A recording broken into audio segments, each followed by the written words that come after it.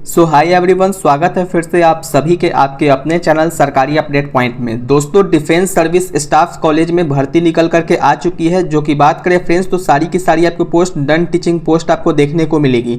जिसमें बात करें फ्रेंड्स सैलरी की तो सैलरी काफ़ी ज़्यादा शानदार होने वाली है। सैलरी की बात करें फ्रेंड्स तो सैलरी आपको यहाँ पे 92,300 तक आपको यहाँ पे पर मंथ के हिसाब से सैलरी मिलने वाली है। सबसे बड़ी बात है दोस्तों कि आपकी पूरी तरीके से परमानेंट गवर्नमेंट जॉब होने वाली है या कोई कंट्रेक्चुअल बेसिस जॉब नहीं होगी। जिसमें बात करें फ्रेंड्स तो 10th और 12th स्नातक पास सभी को यहां पे मौका मिलने वाला है। तो सभी पोस्ट के लिए अलग अलग क्वालिफिकेशंस वगैरह रखी गई है, जिसका डिस्कशन आज की इस वीडियो में हम लोग करने वाले हैं। सो फ्रेंड्स, बात करें इसकी लास्ट डेट की तो लास्ट डेट केवल और केवल आज तक है। तो आप लोग इसमें कंटिन्यू वीडियो वॉच कीजिएगा विदाउट स्किप किए हुए, तो सारी इंफॉर्मेशन आप लोगों को समझ में आ जाएगी। So friends, without wasting your time, so let's get started friends. So friends, जैसा कि आप सभी लोग ऑफिशियल नोटिफिकेशन के पीडीएफ के ऊपर में देख रहे होंगे, सबसे पहले बात करें तो the commandant defence service staff college के द्वारा यह वैकेंसी निकाला गया है, जो कि ग्रुप सी लेवल की यह पोस्ट होगी और सारी की सारी आपको सिविलियन पोस्ट आपको यहां पे देखने को मिलेंगी। सबसे पहले बात कर लेते हैं फ्रेंड्स, तो आपकी फर्स्ट पोस्ट यहां पे एलडीसी की पोस्ट है, जिसको लोअर डिवीजन क्लर्क कहा जाता है। दोस्तों बात करें तो इसमें आपको सैलरी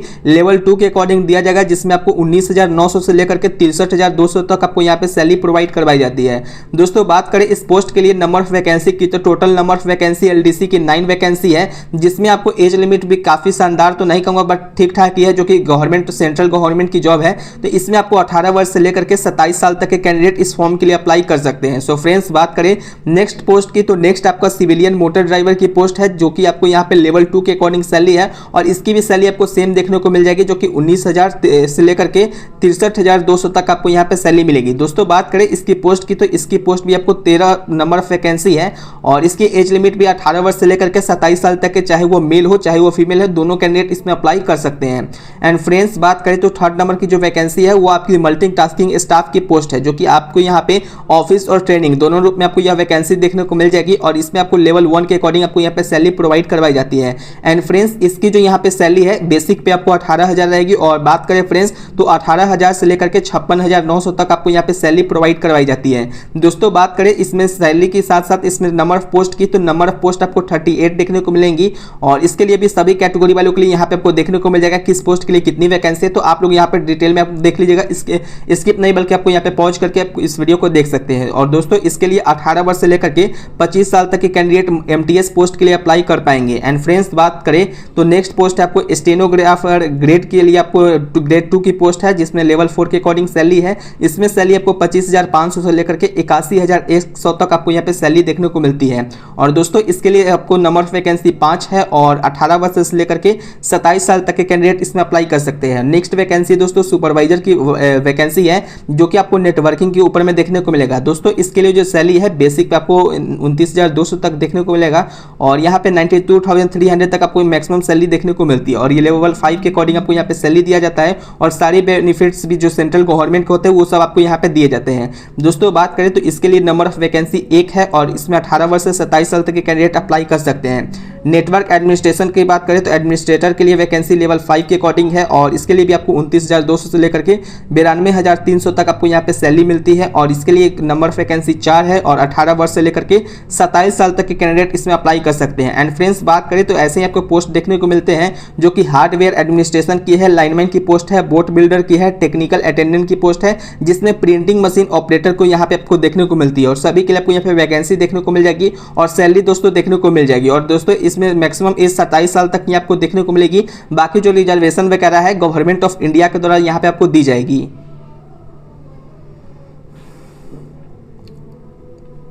दोस्तों बात कर लेते हैं कि सभी पोस्ट के लिए क्या क्या एजुकेशन क्वालिफिकेशंस बताए गए हैं। जैसे कि सबसे पहले बात करें फ्रेंड्स तो सबसे फर्स्ट आपकी जो वैकेंसी है एलडीसी पोस्ट की है, यानी कि लोअर डिवीजन क्लर्क की है। इसके लिए फ्रेंड्स बात करें तो कम से कम अगर आपने 12वीं पास कर लिया है, 12 पास कर लिया है किसी भी रिकॉग्नाइज बोर्ड या यूनिवर्सिटी के साथ में, तो आप इस फॉर्म के लिए अप्लाई कर सकते हैं। बट आपके पास यहाँ पे स्किल टेस्टिंग में आपको टाइपिंग स्पीड मांगा जाएगा, जिसमें 35 वर्ड पावर मिनट के अकॉर्डिंग आपको इंग्लिश एंड हिंदी के आपको यहाँ पे टाइपिंग देखने को मिलेंगे, जो कि कंप्यूटर के ऊपर में होगी और आपको 10 मिनट मिनट का यहाँ पे आपको टाइमिंग अलॉटेड रहेगा। तो 10 मिनट में आपको यहाँ पे 30 वर्क पर मिनट यहाँ पे हिंदी और इंग्लिश और 35 आपको हिंदी के ऊपर में देखने को मिलती है। सिविलियन मोटर ड्राइवर की बात करें तो इसके लिए आपको ऑर्डिनरी ग्रेड की पोस्ट है। इसके लिए भी आपको 12वीं पास कम से कम होना चाहिए, और जो आपके पास है सिविलियन ड्राइविंग लाइसेंस आपके पास होनी चाहिए, जो कि हैवी व्हीकल्स के लिए होती है। और 2 इयर्स का आपके पास यहाँ पे एक्सपीरियंस भी मांगा गया है अकॉर्डिंग टू ऑर्गेनाइजेशन और अंडरटेकिंग जो ड्राइविंग हैवी व्हीकल्स का है उसके अकॉर्डिंग में। एंड दोस्तों बात करें नेक्स्ट पोस्ट की, तो नेक्स्ट आपकी है एमटीएस की पोस्ट है, जो कि आपको ऑफिस के ऊपर में ही आपको वर्क देखने को मिलेगा। तो एमटीएस पोस्ट के लिए आपने किसी भी रिकॉग्नाइज बोर्ड के साथ में अगर आपने मैट्रिकुलेशन यानी कि 10वीं पास कर लिया है तो आप इस पोस्ट के लिए अप्लाई कर सकते हैं। और एमटीएस में जो ट्रेड इन्वॉल्व रहेगा उसमें आपको नेचर ऑफ ड्यूटीज क्या रहेगा, तो few of which are cleaning, sweeping जो होता है, टॉयलेट वर्क एरिया वगैरह में, तो लोडिंग अनलोडिंग का भी वर्क आपको देखने को मिलती है। और गार्डिंग या फिर फीडिंग या फिर क्लीनिंग ऑफ हॉर्सेस होता है, यानी कि घोड़े की साफ सफाई होता है, नाइट वॉचमैन, तो ये सब आपको एमटीएस पोस्ट के अंतर्गत आपको यहाँ पे देखने को मिल जाती है। दोस्तों बात करें नेक्स्ट पोस्ट की, तो नेक्स्ट आपको स्टेनोग्राफर ग्रेड 2 की पोस्ट है, जिसके लिए अगर आपने 12वीं पास किया है तो आप इस पोस्ट के लिए अप्लाई कर सकते हो। और इसमें स्किल टेस्ट होगा, जिसमें आपको डिक्टेशन में आपको यहाँ पे 10 मिनट का दिया जाएगा और 80 वर्क पर मिनट यहाँ पे आपको देखने को मिलेगा। और ट्रांसक्रिप्शन में आपको इंग्लिश में आपको 50 मिनट आपको यहाँ पे देखने को मिलेगा, जिसमें आपको हिंदी और इंग्लिश दोनों का यहाँ पे आपको कंप्यूटर पे आपको देखने को मिलती है। एंड बात करें सुपरवाइजर नेटवर्किंग की, तो सुपरवाइजर नेटवर्किंग के लिए अगर आपने बैचलर डिग्री किया है इंजीनियरिंग और टेक्नोलॉजी ऑफ मास्टर डिग्री से किया है कंप्यूटर एप्लीकेशंस में, या फिर कंप्यूटर साइंस या फिर आईटी वगैरह से किया है, इंफॉर्मेशन टेक्नोलॉजी से अपने किसी भी नई यूनिवर्सिटी के साथ में बैचलर डिग्री कर चुके हैं, तो आप इस पोस्ट के लिए अप्लाई कर सकते हैं। और डिस्क्राइबल में बताया गया है कि वर्किंग इन लाइनेक्स इन्वायरमेंट होता है, तो ये सब आपको देखने को मिलेगा। जो प्रीवियस एक्सपीरियंस और जो नेटवर्क एंड सर्विस एडमिनिस्ट्रेशन है उसके अकॉर्डिंग आपको यहाँ पे देखने को मिलती है। जो यहाँ पे नॉलेज बताया गया है, तो नॉलेज आपके पास इंफॉर्मेशन एंड कम्युनिकेशन टेक्नोलॉजी के ऊपर में होना चाहिए, जैसे कि सॉल्यूशन में लाइक नेटवर्किंग क्या होता है, सिक्योरिटी क्या होती है, डाटा सेंटर कैसे किया जाता है, क्लाउड क्या होता है, वर्चुअलाइजेशन कैसे होती है, और आईपी टेक्नोलॉजी क्या है, वॉइस वीडियो क्या है, तो ये सब आपको यहाँ पे वर्किंग आपको आईटी वगैरह में देखने को मिलेगा, जो कि सुपरवाइजर नेटवर्किंग के ऊपर में है। तो इसके लिए भी आपको एक पोस्ट है, उसकी सैलरी भी काफ़ी ज़्यादा शानदार रहती है फ्रेंड्स। नेक्स्ट बात करें फ्रेंड्स, तो नेक्स्ट आपकी जो पोस्ट है नेटवर्क एडमिनिस्ट्रेटर की पोस्ट है। इसके लिए आपको एजुकेशन क्वालिफिकेशन मिनिमम 12 पास होनी चाहिए, या फिर अगर आपने डिप्लोमा इन नेटवर्किंग और बैचलर डिग्री किया है कंप्यूटर एप्लीकेशन से, तो आप इस पोस्ट के लिए अप्लाई कर सकते हैं। सॉरी फ्रेंड्स, 12 के साथ में आपको यहाँ पे डिप्लोमा इन नेटवर्किंग आपके पास होना चाहिए डिप्लोमा में, या फिर बैचलर डिग्री में कंप्यूटर एप्लीकेशन होनी चाहिए। और सर्टिफिकेट जो है CISCO के द्वारा सर्टिफिकेट होना चाहिए नेटवर्क एसोसिएट में, और या फिर CSCO के द्वारा सर्टिफिकेट होना चाहिए नेटवर्क प्रोफेशनल में। एंड 2 ईयर के आपके पास एक्सपीरियंस होना चाहिए नेटवर्क एडमिनिस्ट्रेटर के रूप में, तो आप इस पोस्ट के लिए अप्लाई कर सकते हैं।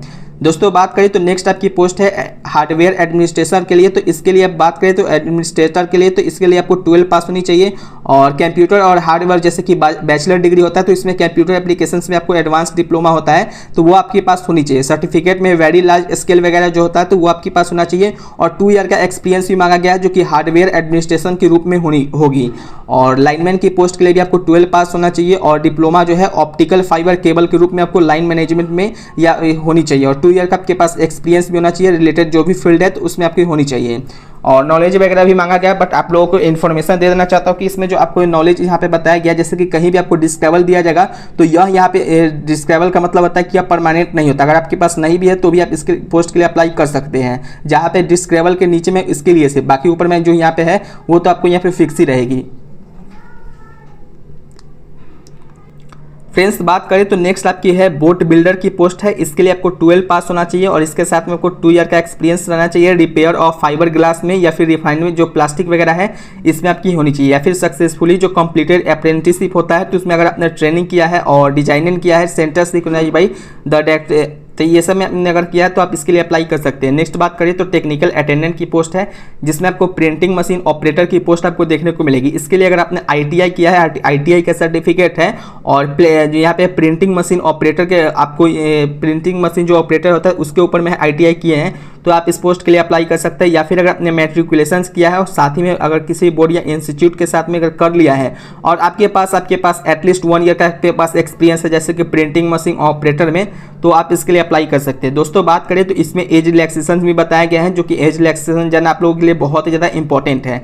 जैसे बात करें फ्रेंड्स तो यह सेंट्रल गवर्नमेंट एम्प्लॉय के अकॉर्डिंग आपको यहाँ पे रहता है, तो 45 ईयर्स जो SC/ST कैंडिडेट है उनके लिए 45 ईयर्स तक आपको यहाँ पे एज लिमिट वगैरह देखने को मिलेंगे। बाकी जो OBC एंड SC/ST जो कैंडिडेट है अप्लाइंग जो है unreserved post are not entitled to any relaxation to in age limit. जैसे बात करें फ्रेंड्स अगर आप OBC SC and ST candidate से बिलोंग करते हैं बट आप यहाँ पे ऑन रिजर्व पोस्ट से अप्लाई करते हैं, आप यहाँ पे मेंशंस नहीं करते हैं, तो आपको यहाँ पे रिजर्वेशन वगैरह देखने को नहीं मिलेंगे। एंड फ्रेंड्स बात करें हाउ टू अप्लाई, तो अप्लाई कैसे कर सकते हैं, तो जिस दिन से ये नोटिफिकेशन रिलीज हुआ है तो उसके लास्ट 21 दिनों के अंदर में आपको ऑफलाइन तरीके से आपको यहाँ पे अप्लाई करना है। जैसे कि कैसे अप्लाई कर सकते हैं, तो जो भी एलिजिबल कैंडिडेट है उसको यहाँ पे अपने पहले चूज कर लेना पोस्ट के लिए कि किस पोस्ट के लिए अप्लाई यहाँ पे करने वाले हैं। तो उसके बाद यहाँ पे जो है कैसे भरेंगे फॉर्म वो भी मैं आपको बता देना चाहता हूँ। तो पूरी तरीके से आपको ऑफलाइन तरीके से भरेगा। दोस्तों बात करें तो आपकी जो जॉब लोकेशन है यहाँ पे आपको मेनली जो है क्लियरफाई किया गया है कि application for the post of that and send by the post address the commandant defence service staff college Wellington Nilgiris 643231 Tamil Nadu की यह वैकेंसी है। और इसका जो सिलेक्शन प्रोसेस पूरी तरीके से आपको एग्जामिनेशन के बेसिस पे होगा। जैसे कि बात करें फ्रेंड्स तो यहाँ पे रिटन एग्जामिनेशन किस फॉर्म में होगा, तो रिटन एग्जामिनेशन में सबसे पहले आपको जनरल इंटेलिजेंस के क्वेश्चन देखने को मिलेंगे, यानी रीजनिंग के और न्यूमेरिकल एप्टीट्यूड की रहेगी, जनरल इंग्लिश की क्वेश्चन रहेंगी, जनरल अवेयरनेस की रहेगी और ट्रेड स्पेसिफिक जो भी ट्रेड से आप करेंगे तो उसके ऊपर रहेगी। और जो भी क्वेश्चन है उसको आपको जो पेपर है इंग्लिश एंड हिंदी दोनों मीडियम में आपको देखने को मिल जाएगी। और यहाँ पे आपको ध्यान रखना है कि इसके लिए स्किल टेस्ट वगैरह जो होगा तो उसके लिए आपको अलग से आपको एग्जामिनेशन के बाद आपको यहाँ पे चूज करना पड़ेगा। अब बात करें फ्रेंड्स तो किस तरीके से आप फॉर्म अप्लाई कर सकते हैं, तो इस टाइप का आपको यहाँ पे कुछ फॉर्म देखने को मिलता है जैसे कि डिफेंस सर्विस स्टाफ के द्वारा निकाला गया है। तो यहाँ पे केवल आपको यहाँ पे पासपोर्ट साइज फोटो चिपकाना है, बाकी आपको यहाँ पे कुछ भी फॉर्म को यहाँ पे नहीं भरना है। ध्यान रखना है दोस्तों कि यह जो फॉर्म है the has to be typed in block letter only, यानी कि आपको टाइपिंग करके ब्लॉक लेटर में इस फॉर्म को फिलअप करना है। हैंड रिटन फॉर्म में आपको यहाँ पे नहीं भरना है। यहाँ पे साफ तरीके से बता दिया गया है कि all handwritten form will be rejected, यानी कि किसी भी तरीके से अगर आप यहाँ पे हैंड रिटन आप यहाँ पे भरते हैं हैंड रिटन में रिजेक्ट कर दिया जाएगा अगर आप यहाँ पे हैंड रिटन में भरते हैं तो इस तरीके से आप यहाँ पे भर लीजिएगा। जैसे कि कैंडिडेट का नाम क्या है, फादर्स नेम आपकी क्या है, डेट ऑफ बर्थ क्या है, एज लिमिट क्या है, एज लास्ट डेट आपकी क्या है रिसिप्ट की, तो ये सब आपको यहाँ पे भर लेनी है। तो दोस्तों इसको भरने के बाद डायरेक्टली जो आपको है पोस्ट यानी कि स्पीड पोस्ट के माध्यम से आपको यहाँ पे अप्लाई करना है। बट बात करें तो 100 रुपये यहाँ पे आपको यहाँ पे जो बताया गया है ये एप्लीकेशन फी जो रहेगा 100 रुपये के जो 100 रुपये है सभी कैटेगरी वालों के लिए जो है आपको यहाँ पे डिमांड ड्राफ्ट बना करके भेजना पड़ेगा। जैसे डिमांड ड्राफ्ट की बात करें फ्रेंड्स तो यह आपको नॉन रिफंडेबल होगी, जो कि आपको यहाँ पे DSSC के नाम पे आपको डायरेक्टली जो है direct requirement 2026 payable eight Canara bank DSSC branch code number इतना पे आपको यहाँ पे जो है ड्राफ्ट जो डिमांड ड्राफ्ट होता है वो आपको भर करके देने हैं और किस पोस्ट के लिए अप्लाई करें वो सब वगैरह आप लिख लीजिएगा डिमांड ड्राफ्ट पे जैसे आप अप्लाई करते हैं। उसके बाद आपको डायरेक्टली जो है आपको यहाँ पे एड्रेस मैंने आपको बता दिया था, फिर भी एक बार रिपीट कर देता हूँ कि इसका एड्रेस क्या है। तो दोस्तों इसका जो एड्रेस है आपको ध्यान से जब देखेंगे तो यहीं पे आपको हाँ यस यहाँ पे आपको एड्रेस है, तो यह आपको the commandant defence service staff college Wellington Nilgiris pin number इतना तमिलनाडु, ये आपको एड्रेस रहेगी स्पीड पोस्ट करने के लिए। तो एप्लीकेशन जो भी है तो यहाँ पे मेंसली आपको यहाँ पे क्लियरली यहाँ पे बताना है, तो जिस पोस्ट के लिए अप्लाई कर रहे हैं तो स्पीड पोस्ट में आपको ऊपर में लिखना पड़ेगा और एड्रेस आपको यही आपको देखने को मिल जाएगी। तो यह इसका ऑफिशियल नोटिफिकेशन है और लास्ट 21 दिनों की बात बताई गई थी। तो इसका जो लास्ट डेट है दोस्तों आज हमारा तारीख है 11 तारीख, तो आप इसमें लास्ट डेट आज हमारा 12 तारीख है, तो इसकी जो लास्ट डेट की बात करें फ्रेंड्स तो लास्ट आपको यहाँ पे 12 तारीख तक आप यहाँ पे जो है 13 नहीं बल्कि 12 तारीख तक ही आप इसमें ऑफलाइन मोड में अप्लाई कर सकते हैं जैसा कि मैंने आपको बताया है। तो इसके लिए आपको सारी यहाँ पे देखने को मिल जाएगा। तो यह defence service staff college Wellington जो नीलगर्ल्स है पिन नंबर इतना तमिलनाडु की तरह यह वैकेंसी रिलीज किया गया है, जिसमें ऑल इंडिया से आप लोग यहाँ पे अप्लाई कर सकते हैं अगर आप इसके लिए एलिजिबल है तो फ्रेंड्स। सो फ्रेंड्स उम्मीद करता हूँ कि आपको यह जानकारी अच्छी लगी होगी। एंड फ्रेंड्स बात करें तो अगर आपको यह वीडियो अच्छी लगी हो तो इस वीडियो को लाइक जरूर करें, अपने दोस्तों के साथ शेयर करें। जिन्होंने इस वीडियो को वॉच नहीं किया है तो उनको यहाँ पे भेज देना है ताकि उनको भी प्रॉफिट मिल सके। तो चलिए दोस्तों बिना टाइम को वेस्ट किए हुए इस वीडियो को यहीं पे एंड करते हैं। तब तक के लिए जय हिंद, जय बिहार, वंदे मातरम, धन्यवाद दोस्तों।